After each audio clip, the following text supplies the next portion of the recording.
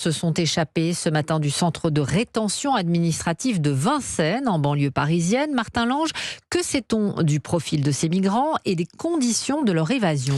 Eh bien, cette évasion, elle a été constatée à 9h ce matin, mais ils ont dû quitter le centre de rétention plus tôt dans la matinée. Ces 11 migrants ont réussi à couper le grillage et à forcer une fenêtre.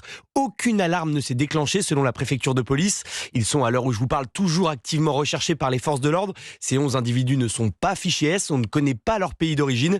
Mais cette nouvelle évasion ne surprend pas Denis Jacob. Il est porte-parole du syndicat alternatif CFDT Police. On a de grosses difficultés dans ce CRA puisqu'il n'y a pas de travaux de réfection qui sont faits. Mes collègues nous font part que certaines caméras de surveillance ne fonctionnent pas et que d'autres sont particulièrement floues. C'est très difficile de voir effectivement ce que peuvent faire les retenus. La préfecture de police vient d'annoncer un renfort d'effectifs, mais c'est pas un renfort d'effectifs qu'il faut. C'est rénover et réparer ce qui ne va pas dans ce centre de rétention administrative, d'autant que c'est pas la première fois que ça se produit. Car oui, un samedi soir, déjà une cinquantaine de retenus avaient tenté de prendre la fuite, profitant d'un incendie de matelas dans une chambre.